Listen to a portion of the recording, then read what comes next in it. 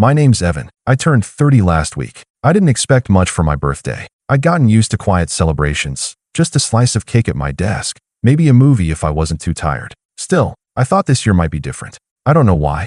Maybe because 30 felt big. Like maybe they'd finally see me as more than just the help. The invitation came through the family group chat 2 days before. Mom, Sunday dinner at 6. Nothing fancy, but come by if you can. No happy birthday text. No cake emoji. Just if you can. Like I might have something better to do. And maybe I did. But I went anyway. I always did. I showed up right on time. They lived in the same house I'd been paying the mortgage on since I was 22, after Dad lost his job and Mom's hours got cut. I'd picked up side gigs, freelanced through college, ate noodles so they didn't have to. I told myself it was temporary, just until they got back on their feet. That was 8 years ago. The house still looked the same. Paint peeling near the porch, garden neglected. My little brother Jason's car, a brand new Jeep, sat in the driveway. Mom always said he needed wheels to stay motivated. I was still driving the same used Honda I bought junior year. The door opened before I could knock. Jason grinned and clapped me on the back like he'd just let me into his party. Yo, about time. We already started eating. I walked into the dining room, and, sure enough, everyone was halfway through their meal. My plate sat at the far end of the table. Cold. Nice of you to show, Dad muttered without looking up. He reached for the potatoes and passed them straight to Jason. I sat down without a word. No one said happy birthday. Not Mom. Not Dad. Not Jason or my Aunt Carol, who somehow always gets invited even though she once said I looked malnourished and underachieving. I waited, thinking maybe they were saving something for dessert. A candle, a card, something, anything. Instead, when the plates were cleared, Mom reached into her purse and handed me a small white envelope. Don't expect much, she said without a smile. You still haven't earned it. I froze. I hadn't even opened the envelope yet, but the tone, it was already stinging. Jason laughed from across the table. It's probably a coupon for some therapy. God knows you need it. I opened the card. It was one of those generic drugstore ones, blue and white, a cartoon of a dog with a hat. Inside, someone had scribbled in black pen, "Happy birthday to the family leech. Maybe this year you'll grow up." There was no signature. No love, Mom and Dad. Just that. My hands were still. My chest felt hollow, like someone had vacuumed out all the air. I looked up. Mom sipped her wine. Dad was picking something out of his teeth. Jason was grinning at his phone like he hadn't just helped gut his older brother. Then Dad said, without looking at me, "Honestly, we should have cut you off years ago. You act like we owe you something." I didn't say anything.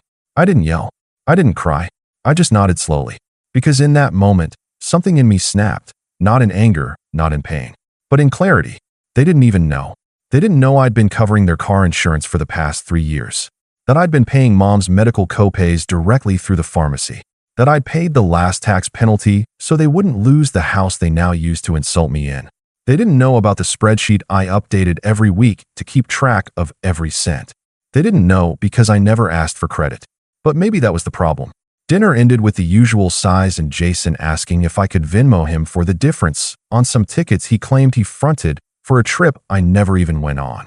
I nodded again, said I'd take care of it, because I wasn't about to ruin my own plan by blowing up too early. I got in my car and sat there for 20 minutes, just watching the porch light flicker. My fingers hovered over the ignition, but my mind was somewhere else.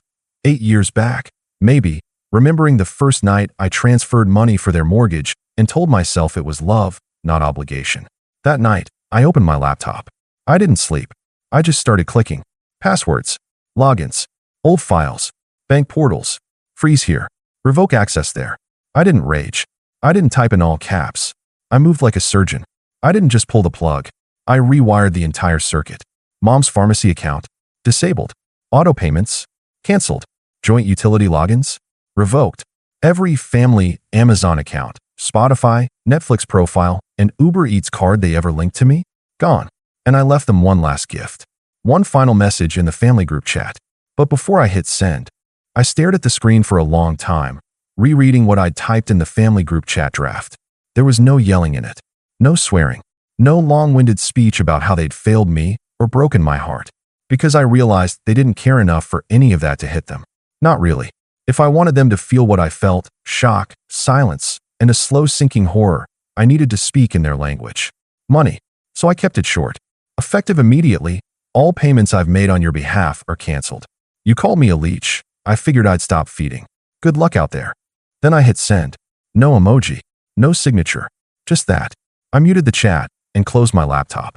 Monday morning, I didn't get up at 6:30 like I usually did. I took the day off. I slept in, made real coffee, went for a walk. I sat in the sun and tried to remember the last time I'd done something. Anything, without checking whether mom's copay had posted or whether dad's cell bill had bounced again. I had space in my chest I didn't know I'd been missing. It felt like breathing air that didn't belong to someone else. By noon, I had 3 missed calls from Jason. By 2 p.m., the group chat went from silent to panicked. Mom, Evan, the internet's out. Can you check if you paid the bill? We can't log in. Jason, dude, why's the power off? Dad's yelling, and I'm literally missing work calls. Aunt Carol, somehow chiming in from Florida. This feels very petty, Evan. We've always supported you emotionally even if we had our disagreements. I didn't respond. I just read them, one by one. Watch the tone shift from smug confusion to mild irritation, then panic. Then, at 3:41 p.m., I got a call from Dad. I let it ring. He called again, this time from Mom's phone. Then again, unknown number. I finally picked up the 4th call, just to see what tone he'd use. Evan, he said, calm at first. We need to talk. I didn't say anything. Your mother's been crying, he added, like that was supposed to guilt me into something. Still, I said nothing.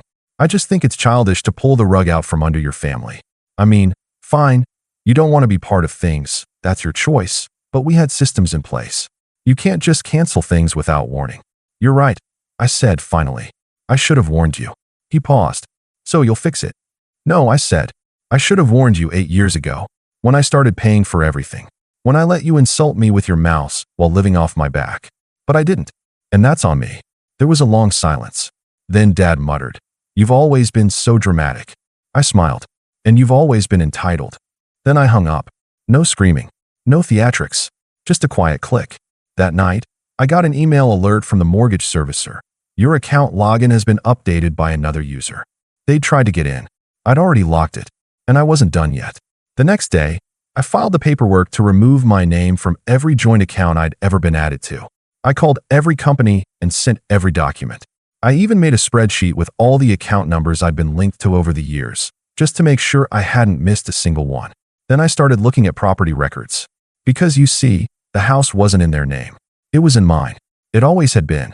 8 years ago, when they were too deep in debt to qualify for a mortgage, I'd bought the house under my name, told them it was a family workaround, so we could keep the roof over their heads. I let them believe it was theirs. I let them make the rules.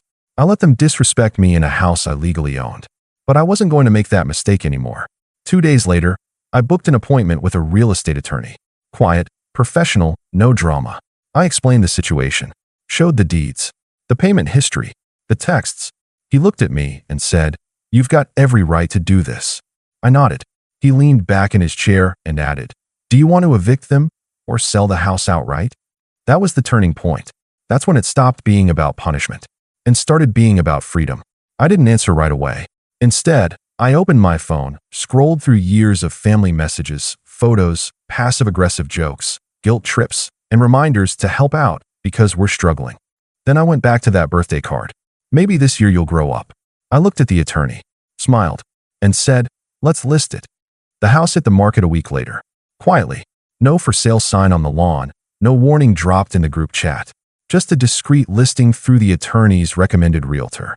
She was sharp, efficient, and not the type to ask personal questions when you said, yes, I own the house. No, they don't know that yet. We scheduled the first walkthrough for a Tuesday afternoon. I picked a time I knew Mom would be at her weekly church volunteering shift, and Dad would be out at one of his endless, networking lunches that never seemed to lead to a job. Jason, as usual, was probably gaming upstairs with noise-canceling headphones on. The realtor brought in a couple and their young daughter. They were polite. The wife looked around at the kitchen and said, it has potential, doesn't it? I could hear her tone, already imagining repainting the cabinets and knocking out the ugly half-wall. The husband asked about the HVAC and the roof. I had the answers ready. I'd paid for both repairs just last year, after all. Halfway through the tour, I heard a door slam upstairs. Jason came thudding down the hallway in socks, hair unbrushed, wearing pajama pants. He looked from me to the couple and back again. What's going on? He said, frowning. The little girl smiled and waved at him. The wife said, "Sorry, is this a bad time? We didn't realize." Jason turned to me. "Dude, why are people walking through the house?" I didn't respond right away. Instead, I looked around the living room, the same one where I sat countless nights during college, laptop on my knees, trying to stretch my freelance gigs just enough to cover another month of their bills. Then I turned to Jason and said, "It's not your house, Jace." "Never was." The realtor stepped in quickly, offering the couple a quick look at the backyard while I handled things. They nodded and went outside. Jason's face turned red. "Okay, what does that mean?" I raised an eyebrow. "Exactly what it sounds like. This house is under my name. Legally, I've been paying the mortgage, and I've decided to sell it." He blinked. Once. Twice. Then he laughed. A short, stunned kind of laugh. "You're joking." "Nope. That's not even. Like, you can't do that, dude. Mom and Dad live here." "Correct. And they've been living here, rent-free, while calling me a leech. And handing me birthday cards with insults inside." His mouth opened, but nothing came out. He looked suddenly very, very young. "You really didn't know?" I asked. "After all this time?" Jason shook his head. "They always said they own the house. That they let you live here, sometimes out of pity." I stared at him. "You thought I was living here out of pity?" He rubbed the back of his neck and looked away. "I mean, you never had friends over. You never brought girls around. You were always working. Always stressed. Because I was paying for everything. So you could sit in your room and stream video games." He swallowed hard, like the math was starting to click. And then we heard the front door open. Mom. She came in holding a half-empty cup of iced coffee, chatting on the phone. She didn't see the realtor or the couple in the backyard yet. Just me, standing with Jason in the living room. "Oh, Evan, are you finally fixing the sink?" "Because." Then she noticed his expression. "What's wrong with you two?" I didn't answer. She stepped closer and narrowed her eyes. "What's going on?" Jason turned toward her, voice low. "Mom, did you know Evan owns the house?" The pause that followed felt like the universe holding its breath. Mom's face didn't twitch. Not an inch. Then, slowly, she lowered her drink and said, "Jason, don't be ridiculous.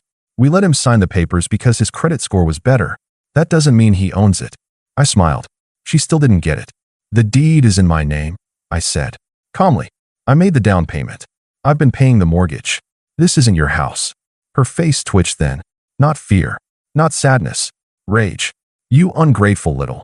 How dare you try to throw your parents out of their own home," she hissed. I didn't flinch. "Mom, you threw me out first. You've been throwing me out piece by piece for years. When you laughed at my job. When you called me a disappointment in front of your friends.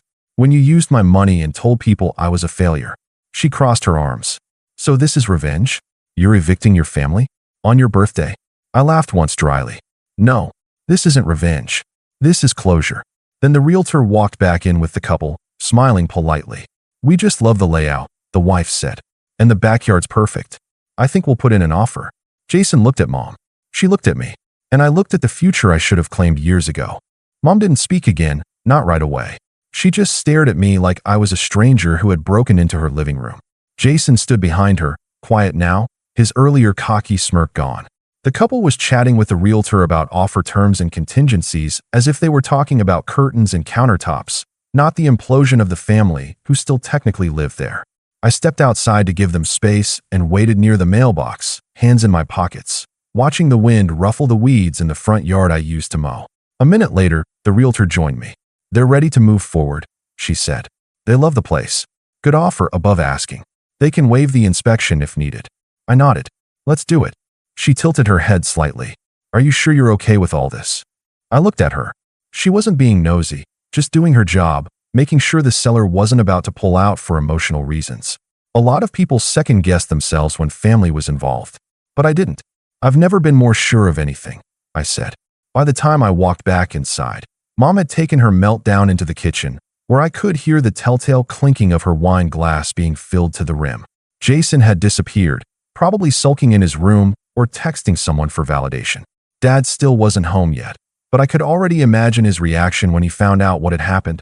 Some overdramatic speech about betrayal, maybe a fake heart issue thrown in for sympathy. He'd always been good at performative outrage. The house was weirdly quiet after the buyers left. I sat on the edge of the couch, taking it all in. Every picture on the wall I'd paid to have framed, the TV I'd bought after Dad cracked the old one during one of his outbursts, the broken lamp in the corner from a fight Jason started last Thanksgiving. All of it sat in silence, like a museum exhibit called Things Evan Paid For but was never allowed to touch. It was strange. Not sad. Not nostalgic. Just strange. That night, I didn't go back to my apartment. I stayed in the guest room upstairs, the one Mom once called my pit stop whenever I needed to feel like a real adult. I laid down, stared at the ceiling, and didn't sleep. Not out of stress, just clarity. I woke up at 6 a.m. to the sound of Dad yelling downstairs. "You're telling me he's selling it? You let him do this?" I didn't move. I let them stew. When I finally came down, Dad was pacing the kitchen in an undershirt, phone in hand, probably trying to call the bank or the police or some long-forgotten cousin who might be a lawyer. Mom sat at the table, pale and quiet now, like the fight had drained out of her. She looked older than she had the night before. "You want to explain what this is?" Dad barked, waving a copy of the listing the realtor had emailed him after the showing. "I think the listing speaks for itself," I said calmly. He stepped closer. "You can't just..." "Stop." I raised a hand. "Before you say anything you can't walk back, you should know that everything I've done is documented. I've got every payment, every bank transfer, every utility bill, the deed, the title, the insurance, the taxes." He opened his mouth. I cut him off. "And I've already spoken with a lawyer." That shut him up. "Where are we supposed to go?" Mom finally asked, her voice small. It was the first real question anyone had asked me in years. One that didn't sound like a demand or a guilt trip. I didn't answer right away. I just looked at her. "You had 8 years," I said softly. 8 years to figure that out. 8 years of my income, my credit, my time. You could have saved. Gotten jobs that lasted. Treated me like a human being. She looked away. Dad slammed his mug down. "You're no better than the rest of them," he snapped.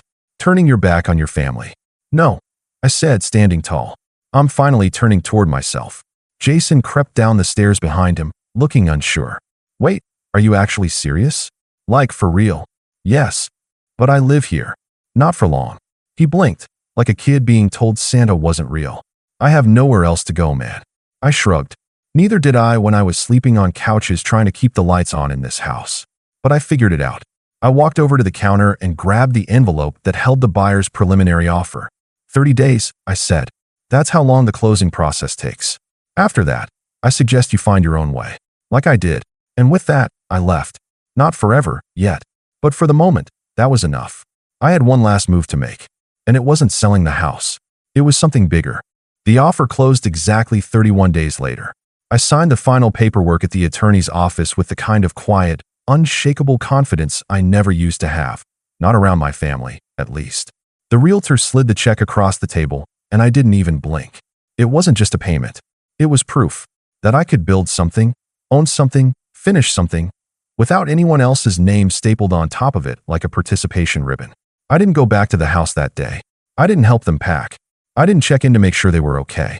I'd given them nearly a decade of those things, and they'd handed me back sarcasm, silence, and debt. But I did leave one thing behind. A folder. Printed, not digital. I knew Dad wouldn't open an email unless it was flagged urgent in red. Inside the folder was a document titled, "Things You Claimed I Never Did." It included a spreadsheet with every dollar I'd paid on their behalf. Mortgage statements, grocery bills, health insurance premiums, credit card payoffs I'd made without telling them, just to keep their accounts open. Every Uber I'd ordered when Mom had her surgery. Every textbook I'd bought for Jason that he never opened. Every time I'd covered an overdraft fee so their lights wouldn't get shut off. There was even a screenshot of the birthday card they gave me, labeled "My Thank You." I left it on the kitchen counter. That was the last time I ever saw that house. Or them. Within a week of the sale, the calls started again. First from Mom, crying. Then from Jason, bargaining. Then from Dad, angry voicemails about family betrayal and shame. I didn't pick up. I didn't reply. Instead, I moved. I left the city. Quietly. Changed my number. Got a new bank. A new apartment. Modern, quiet, full of light. Paid in full. No roommates. No roommates I had to raise, anyway. For the first time in my adult life, I had no debt. No secret bills to cover. No emergencies that always required my wallet, but never my well-being. I didn't even realize how light my chest felt until the second week passed without a single call asking for something. I started going to therapy.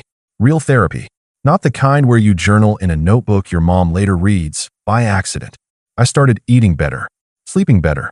I signed up for a pottery class on a whim. Something I'd always wanted to do, but never had time for between double shifts and family meltdowns. And then, one day, 6 months after the sale, I got a letter. No return address. Just a wrinkled envelope, forwarded through my old billing address. It was from Jason. The letter started like this. I still think you went too far. But I also get it now. He said he was living in a shared apartment across town, working part-time, cooking his own meals, paying rent, for the first time in his life. He said it sucked. He also said it was the first time he understood what I must have gone through, that he hadn't known, that they told him I liked taking care of things, that I needed to feel useful. He closed the letter with, I don't expect you to forgive us, but I hope someday you'll talk to me again, even if it's just to tell me I was a fool. I folded the letter and put it in a drawer, not ready to respond. Not yet, but maybe one day. Mom and Dad never wrote. I don't think they ever will. And that's fine, because I'm not angry anymore. I'm not bitter. I'm free. They used to call me the family leech, but I was the lifeline, and I finally let go. Now, I don't walk on eggshells. I walk on tile floors I picked out myself, in a place where no one calls me a disappointment for not buying groceries I never ate. I have peace. I have space. And on my 31st birthday, I bought myself a real card. It said, "Congratulations. You made it out." I signed it with my own name. That was enough.